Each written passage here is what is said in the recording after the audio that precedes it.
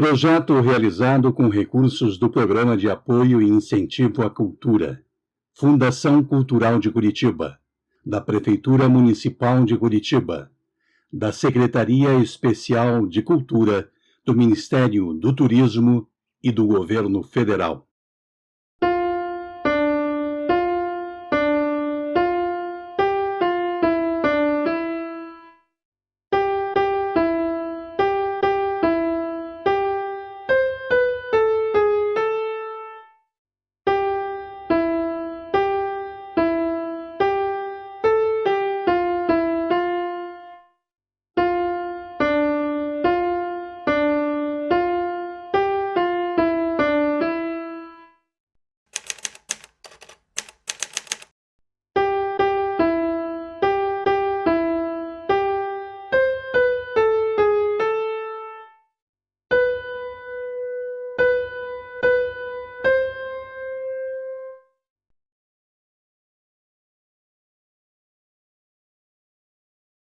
Alguns relatos dão conta que bem antes do início da imigração em massa para o Brasil, já tinham aportado nas costas brasileiras indivíduos da etnia polono-eslava. Em 1629, teria chegado ao Nordeste brasileiro, juntamente com a invasão holandesa, o militar Krzysztof Arciszewski. Mas não, ele não foi o primeiro a colocar os pés nas areias do litoral brasileiro. 129 anos antes, justo no dia 22 de abril de 1500, Arciszewski foi precedido pelo polaco de origem judaica Kacper, da cidade de Poznań. Na expedição de Pedro Álvares Cabral, o responsável por oficializar o Brasil como terras descobertas pelos portugueses, em 1342, que chegou a Porto Seguro naquele 22 de abril, estava o polaco de origem judaica Gaspar da Gama.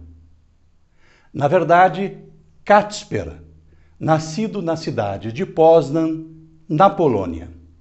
Tem presença sua anotada em diversos estudos. E um deles, por exemplo, se registra-o como tradutor de várias línguas. Uma citação diz: além de Mestre João, outro personagem intrigante a bordo era Gaspar da Gama, ou Gaspar da Índia, que Vasco da Gama julgara ser um espião árabe e o capturara em Goa, na Índia. Gaspar, na verdade, era um judeu polaco, de caráter errante, que vivera na Índia 30 anos antes. Aprisionado por Gama, terminou por conquistá-lo. Converteu-se ao cristianismo, adotou o nome de batismo do poderoso padrinho e foi levado para Lisboa. Passou a circular pela corte lisboeta com desenvoltura. Tornou-se íntimo de Dom Manuel, o rei de Portugal, e embarcou como intérprete na viagem de Cabral. Gaspar da Gama foi um dos 3 homens a pisar em solo brasileiro antes que o navegador Pedro Álvares Cabral, o comandante da expedição de oficialização de terras portugueses além-mar. Cabral decidiu enviar à terra o experiente Nicolau Coelho, que estivera na Índia com Vasco da Gama. Junto com ele, seguiram Gaspar da Gama, o judeu polaco da Índia, que além do árabe, falava dialetos hindus da costa do Malabar, mais um grumete da Guiné e um escravo de Angola. Os portugueses conseguiram reunir, assim, a bordo de um escaler, homens dos 3 continentes conhecidos até então, e capazes de falar 6 ou 7 línguas diferentes. Alguns anos depois, foi a vez do padre Wojciech Michinski, que aportou no Recife. Séculos mais tarde, em 1826, chegou o capitão do exército Edvard Kasper Stepnowski, que, ao que tudo indica, seria o primeiro polaco a se estabelecer no Paraná, província onde teria adquirido terras na cidade de Castro em 1858. Figuram ainda Robert Trompovski, 1829, em Santa Catarina, Andrzej Przewodowski, 1839, na Bahia, Piotr Czerniewicz, 1839, no Rio de Janeiro, Florestan Rozwadowski, 1850, trabalhou na construção do Teatro do Rio de Janeiro, e Hieronim Dulski, 1851, um dos fundadores da vila de Joinville, e Karol Mikoszewski, em 1865. Assim que comemorações são apenas convenções criadas com o intuito de valorizar a si próprios e a comunidade em detrimento de outros e outras localidades. Em 2019, muitos comemoraram a chegada das 16 famílias de Brusque em Santa Catarina. Não como os 150 anos da chegada dos primeiros à cidade, a esta cidade catarinense, como sendo 150 anos da imigração polaca no Brasil. Não era. Era apenas a do grupo que chegou em Brusque. O que nos leva a conceituar uma imigração? Aquela composta por um grupo de pessoas? Um único indivíduo não pode ser considerado um marco da imigração? Sim, podemos considerar que Kacper de Poznan ou Krzysztof Arciszewski para efeitos de marco de comemoração? Talvez não, pois eles retornaram de onde vieram e não se assentaram nas terras brasileiras. Neste 30 de setembro de 2021, um grupo de descendentes daquelas 34 famílias chegaram na colônia do Pilarzinho e, muito acertadamente, realizaram 3 eventos para comemorar os 150 anos da imigração polaca em Curitiba. Não mencionaram que era no Brasil, apesar de ser o mesmo grupo de Brusque, mesmo porque o do Brasil já tinha sido comemorado 2 anos atrás no estado vizinho, erroneamente.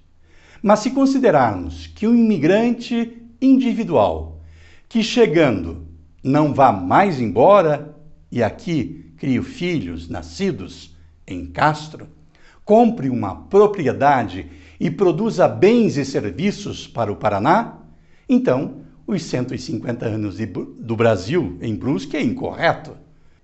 Edvard Kacper Stepnowski, o capitão que chegou em 13 de setembro de 1826 no Brasil, teria que ser um marco da comemoração no Brasil, e o primeiro polaco a se estabelecer no Paraná, onde adquiriu terras na cidade, então Vila de Castro, em 1858.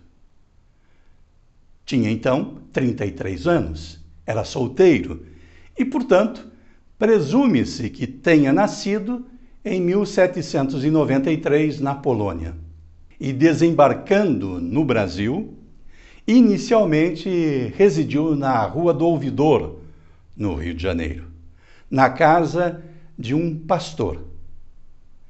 Em 27 de dezembro de 1826, ele seguiu para a província Cisplatina, que 2 anos depois viria a ser o Rio Grande do Sul, desmembrado do Uruguai, com a independência da República Oriental do Uruguai, e assumiu o posto de capitão de primeira linha dos lanceiros do 6º Regimento de Cavalaria no Exército Imperial.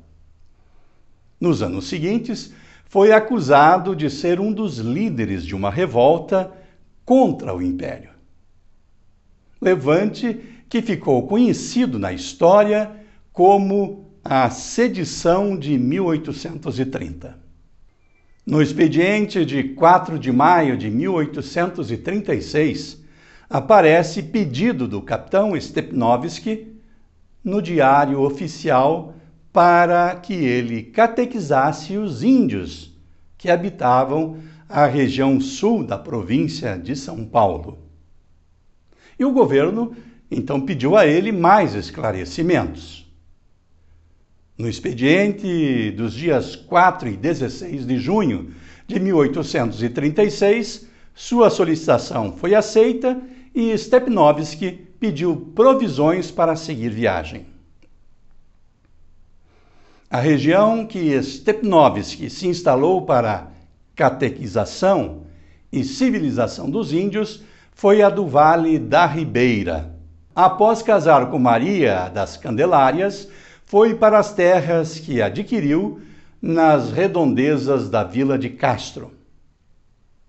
Ali nasceram seus filhos, João Aureliano, 1841 a 1916, Ulisses Alberto, Sofia Maria, Josefina. Stepnovski adquiriu terras na região de Votuverava, atual município de Rio Branco do Sul, em 1857, no local conhecido como Ribeirinha, próximo das vilas do Assungui, São Sebastião e São Pedro. Alguns descendentes de Stepnovski ainda habitam a região de Apiaba e Socavão, em Castro. Assim, as comemorações de polacos no Brasil deveria ser de 195 anos de imigração polaca no Brasil e de 163 anos de imigração polaca em Castro, no Paraná. Se considerarmos que uma única pessoa imigrante não é um marco, mas um grupo de pessoas é, então precisamos nos basear nos estudos e pesquisas de Jan Pittoin, padre polaco que pesquisou durante anos no Brasil e na Polônia. Pitton afirmou que o primeiro grande grupo de imigrantes chegou ao Espírito Santo em 1847 e que era formado por 120 famílias polacas vindas da Prússia Oriental e da Silésia, regiões ocupadas pelos germânicos. Então, os tais anos de comemoração aumentam para 174 anos da imigração polaca no Brasil e, claro, no Espírito Santo. Tudo isso é uma questão de conveniência ou convenção. E as comemorações, a partir daí, passam a ser por localidades e não do país. pois o segundo grande grupo de pessoas chegou em 1857 e foi instalado em Santa Cruz do Sul, no Rio Grande do Sul. Eram 320 famílias procedentes das mesmas regiões do primeiro grupo. Ainda neste ano, chegou o terceiro grupo na mesma Santa Cruz. O grupo de Brusque, comemorado como o marco inicial da imigração polaca no Brasil, é, na verdade, a quinta, e não a primeira formada por grupos de imigrantes e não pessoas individualmente. Sim, porque antes de Brusque, Joinville tem a primazia de ter recebido o primeiro grupo de imigrantes polacos da província catarinense.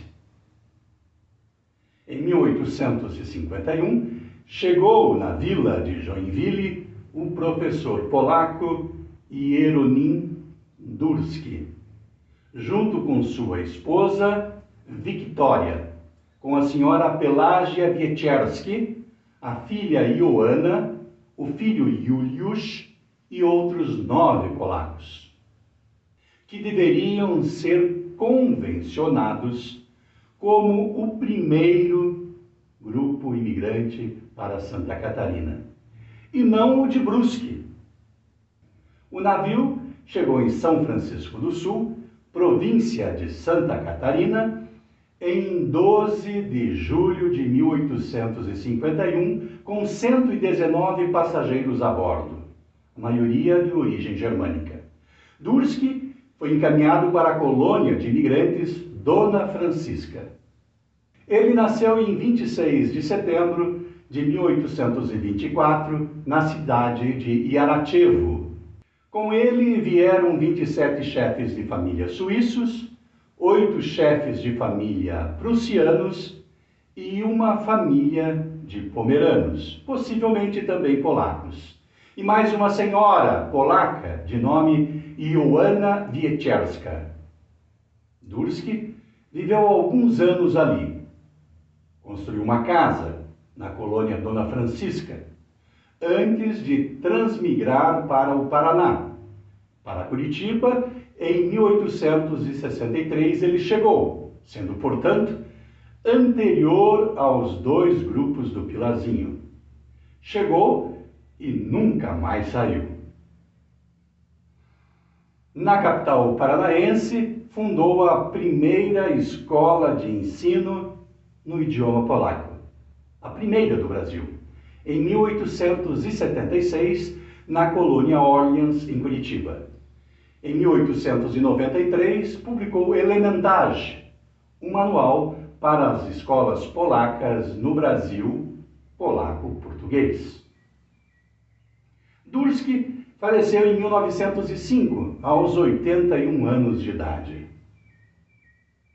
Qual a razão para eles convencionarem o centenário da imigração? Não sabiam da existência dos grupos do Espírito Santo, de Santa Cruz do Sul e do grupo de Dulski?